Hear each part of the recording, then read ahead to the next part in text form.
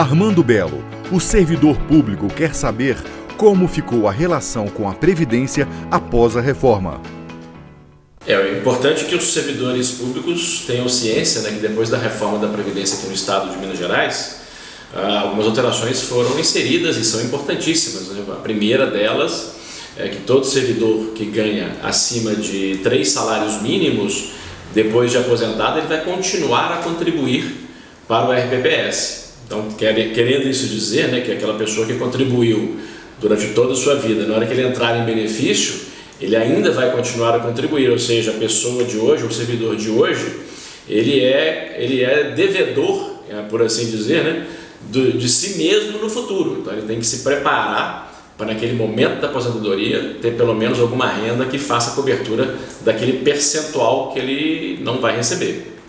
E além disso, houveram também alterações nos benefícios de invalidez e de morte, né? Esses benefícios foram reduzidos. Então o servidor ele tem que se preparar para complementar a sua renda lá no futuro.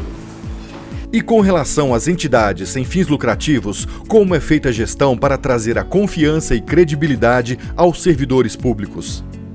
Eu vou dizer que hoje, em termos de previdência privada, essa gestão, né, pelas entidades sem fins lucrativos é a gestão que é a mais transparente, ela é a mais regulada, existem regras de resolução do Conselho Monetário Nacional, a Previc faz todo um trabalho de acompanhamento e gestão do acompanhamento da gestão desses investimentos.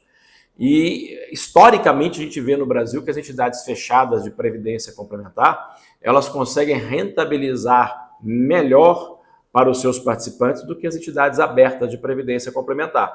E, obviamente, isso não tem mágica. A primeira característica que faz isso ser possível é o fato das entidades fechadas de previdência complementar serem entidades sem fins lucrativos.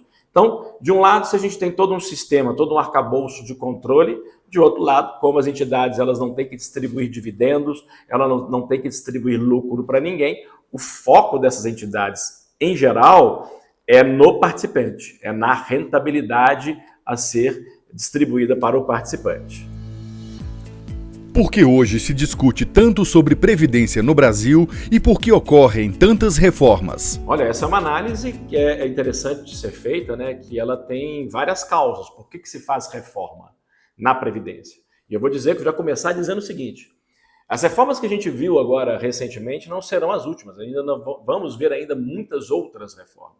Mas a gente tem uma mudança aqui da nossa própria população, da nossa própria expectativa de vida.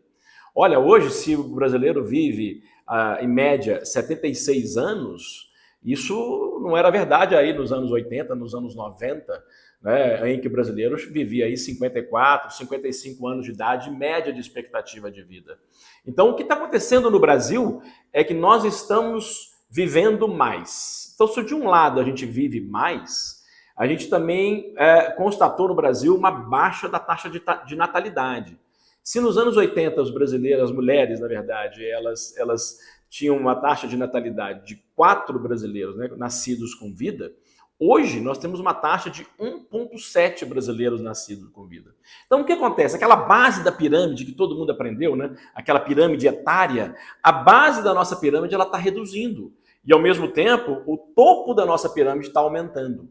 Ou seja, você tem mais pessoas idosas e menos pessoas entrando no mercado de trabalho. Isso desequilibra aquele sistema, o sistema tradicional que foi feito, que é o sistema de repartição simples, em que existe mutualismo. É um sistema do INSS e também que os RPPS usam, né, de sistema de mutualismo para pagamento dos benefícios de previdência complementar. A par disso, há também a maior necessidade, né?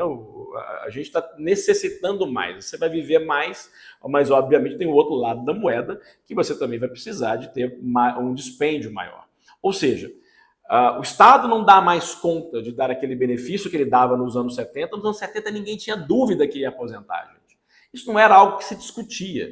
Todo mundo ia aposentar talvez lá com integralidade e paridade, salvo algumas regras, né? Hoje em dia, isso é exceção da regra. Então, o que fica? O que acontece no Brasil? Não acontece só no Brasil. Cada vez mais a nossa aposentadoria vai depender do nosso próprio esforço. E aqui fica um convite para vocês, né, para conhecerem a Previdência Complementar, para estudarem a Previdência Complementar e para se prepararem para o futuro. Essa é a nossa dica.